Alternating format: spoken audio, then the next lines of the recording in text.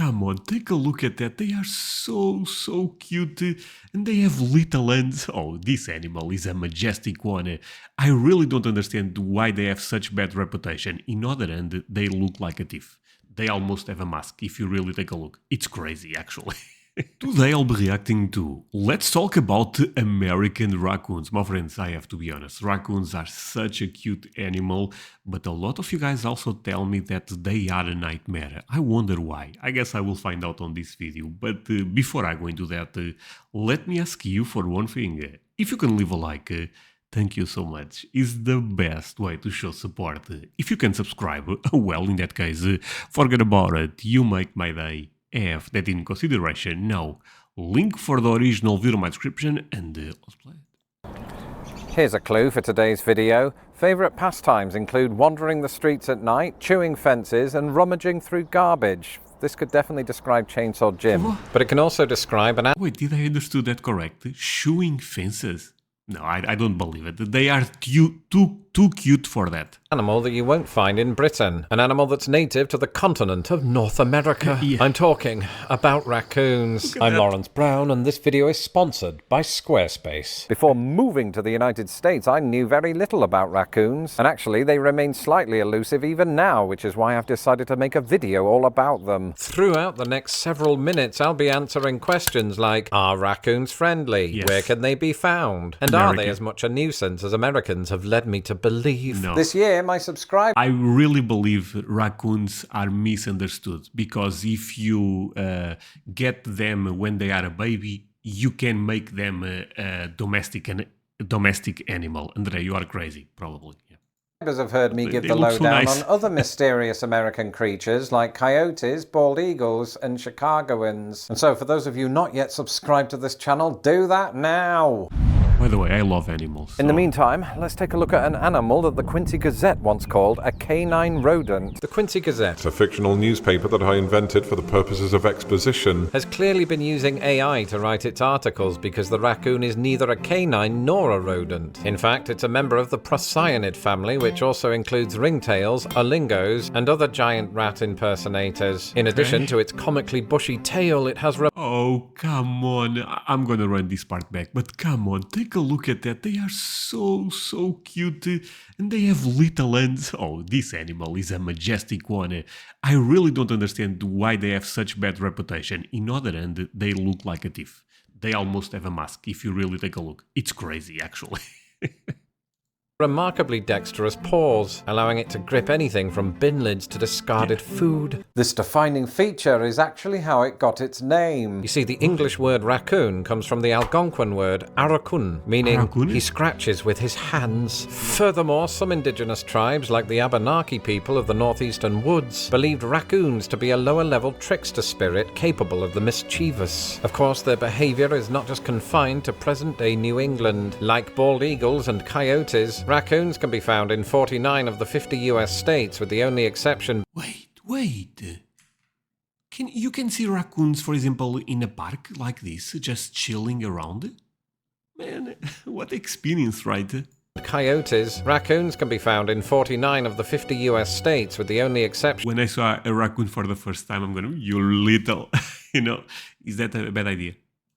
Being Alaska, but raccoons also show up in Central America, Mexico, and southern Canada. Yet beyond these borders, you won't find them anywhere else in the world. At least that was true until the 20th century. At that time, North American raccoons ended up in 3 other regions. The fact that all 3 had at some point been major enemies of the United States is purely coincidental, I think. During the late 1920s, various raccoon groups were introduced to the Soviet Union, and it wasn't always a good thing. Many of these raccoon groups faced extirpation, which is when a species goes extinct in one particular region but not in others. However, to this very day, raccoons do still persist in southwest Russia, where people often keep them as pets. And then there's the case of Germany. So it's possible, my friends, they can be pets.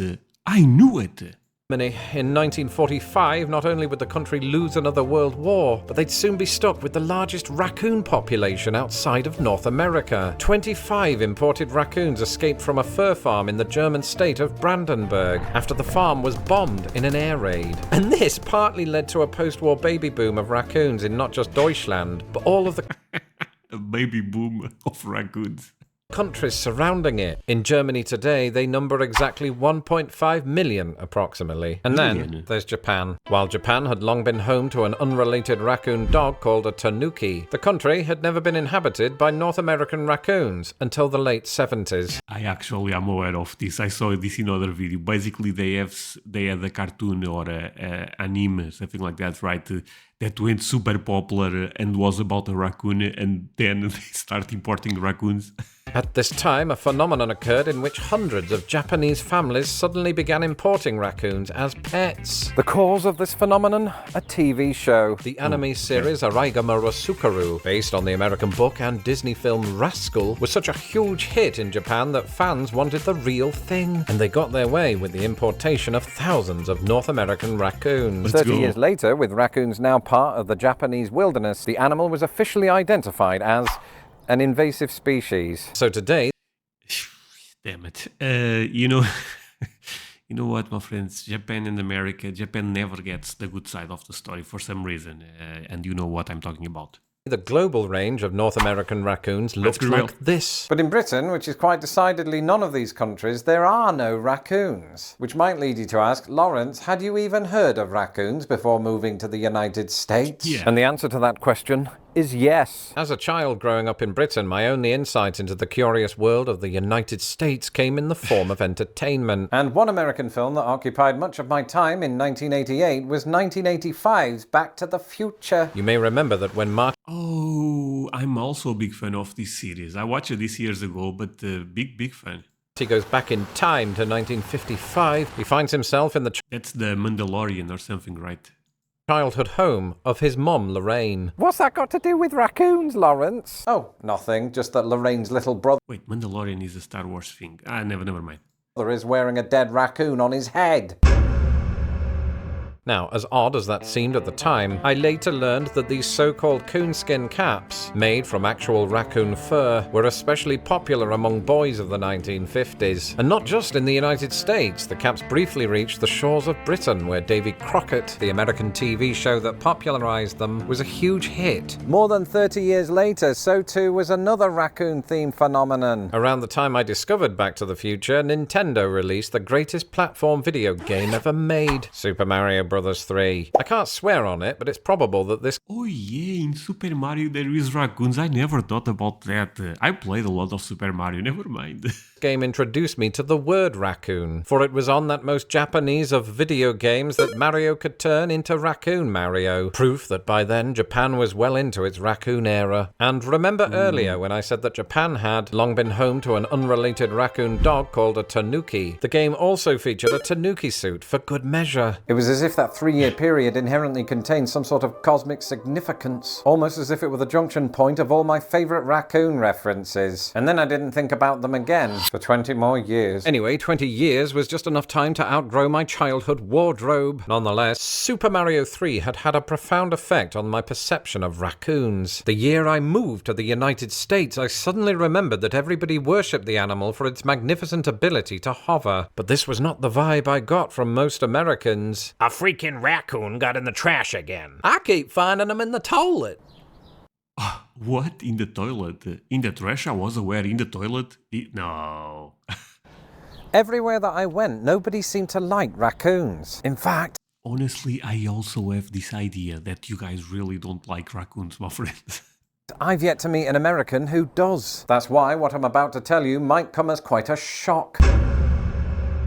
I have never actually seen one. A raccoon, not an American. I mean, alright, I have seen dead raccoons, which is a sadly common sight on Midwestern roads. Actually, it's estimated that the number of raccoons killed by motor vehicles in the US each year could be as high as 15 million. That seems made up. Either way, I've never seen a live one in the wild. Except for me, of course. Now, this is by no means the experience of most Midwesterners. Perhaps the places I've lived in just had very few raccoons within a square-mile radius. But it is indicative of the sensibilities of raccoons, and their relative elusiveness might be attributed to two things. Number one, they are largely nocturnal, meaning those of us who can't be asked to leave... Come on, this is crazy footage. I'm sorry, but this fascinates me a lot. Hey, my friends, leave a like if you enjoy this type of videos. But look at those guys. They are real thieves. They are behind. Oh my. They are very intelligent, right? Meaning those of us who can't be asked to leave the house after 8 p.m. have a reduced chance of seeing them. And number 2, they are known to avoid humans, preferring instead to burrow in our waste. In a move one might expect of giant rats, raccoons have a well-earned reputation for ransacking people's trash cans in search of food. This is compounded by the fact that as a highly adaptable Okay, this guy should be in prison. Look at that. Is that a real thief? animal, many of them show up in cities and suburbs. And I get all of that. I just wish that Americans had been more honest about something. How is it that in 2024, I'm only just learning that raccoons can climb trees? Nothing could prepare me for this revelation, not even Mario 3 or vodka. In fact, something that I only learned this week is that raccoons are surprisingly proficient climbers in general. And, in addition to cosplaying, Oh my god, they are like a monkey. as Ewoks, this prowess makes it easier for them to access not just America's trash cans, but its attics and other parts of houses. I keep finding them in the toilet. Now, I'm not saying it's time for America to reevaluate its attitudes towards raccoons. After all, they do sometimes still attack us. This is especially true if the raccoon harbors babies, rabies, or Wendy's. But what I am But that's with all animals. If the female have babies, you have to be careful because, you know, the mother instinct. saying is this: North American raccoons are an enduringly fascinating creature. Here are some of my new favourite facts about them. The Latin name for raccoons is Procyon lotor, in which lotor means washer. And as it happens, this is quite apt because raccoons are actually known for washing their food before eating it, unlike Chainsaw Jim. This too explains why Germans don't call it a raccoon, but ein Waschbär, literally wash bear. Raccoon paws have often been compared to human hands. That is, Man, this is crazy. They really go like that. Come on, you little. if somebody drew human hands from memory after, 4 shots of tequila. Biologists suspect that the dark mask around a raccoon's eyes work to enhance night vision by reducing glare. It's like they've never heard of infrared goggles. And outside of humans, raccoons don't face many threats. This, coupled with the fact that they're somehow just fine with American urban sprawl, means that their numbers have continued to surge. While some do think of raccoons as pets, others like to label them a pest. Well, I'd like to further that anagram by saying I consider them to be a step. Hey, my friends, this idea that they are invasive or they are a pest, I get it, but can we all agree that we are also an invasive species? Humans are the worst. Can we agree that also? I mean, take a look at how much nature we also destroy. So it's kind of like when we call other species, invasive, it's a bit cringe because we are humans. We are the most invasive species. Sorry, it's true, my friend. It's true.